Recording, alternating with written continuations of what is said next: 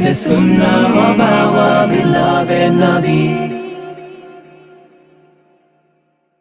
যদি হসপিটালে ডক্টররা না যান তাহলে রোগীদের সেবা কে করবে?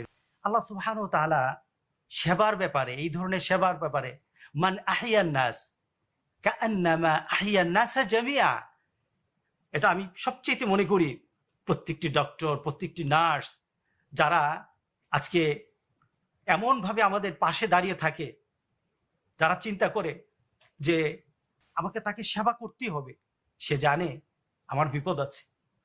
আল্লাহ সুবহানাহু ওয়া তাআলা তার জন্য এত পুরস্কার রেখেছেন। আমি আপনাদের জন্য একটা কথা বলি, আপনাকে তো মরতে হবে। আপনি কি মৃত্যুর ব্যাপারে নিশ্চিত যে এখানে হলে আপনার মৃত্যু? না। তবে আপনার জন্য কত বড় ফল রয়ে গেছে যদি আপনি সেবায় নেমে যান। আল্লাহ সুবহানাহু ওয়া তাআলা বলছেন, মান আহিয়ান নাস কাআন্নামা আহিয়ান নাস জামিয়া। একটা ব্যক্তিকে সেবা দিলেন, সুস্থ হয়ে গেল। একটা ব্যক্তি যখন এই আপনার থেকে সেবা পেল, আল্লাহ সুবহানাহু ওয়া তাআলা বলছেন, আল্লাহ সুবহানাহু ওয়া তাআলা আপনার জন্য গ্যারান্টি দিচ্ছেন, গোটা জাতি, গোটা পৃথিবীর সকল মানুষকে সেবা দিলে যে একটা মর্যাদা আমি তোমাকে দিতাম, তোমার জন্য অপেক্ষা করছে, যতটুকু মর্যাদা তোমাকে আল্লাহ সুবহানাহু ওয়া তাআলা দান করবেন। সুতরাং আমি তাদের কাছে উদারতা আহ্বান রাখি, এত বড় প্রাপ্তি থেকে কেন আপনি কি নিজেকে মাহরুম করবেন? আর আপনি যদি না যান, অসহায় মানুষ কার কাছে যাবে? ভালোবাসাটুকু ধারণ করে রাখুন।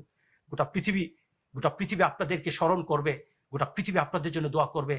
ইনশাআল্লাহ আল্লাহ আপনাদেরকে হেফাজত করবেন। ইনশাআল্লাহ আপনি মনে করবেন এখানেই গেলে আপনার সমস্যা, আপনার যেখানে যাবেন সমস্যা যদি আপনার জন্য থাকে, আপনি যদি মুসলমান হন, সমস্যা আপনাকে মেনে নিতে হবে। আল্লাহ সমস্যা যদি আপনার জন্য লেখেই রাখেন, যেখানে থাকবেন সেখানেই সমস্যা হবে। তো আমি সবার কিন্তু উদারতা আহ্বান জানি, আপনাদের এই প্রাপ্তি থেকে আপনারা যেন মাহরুম না হন।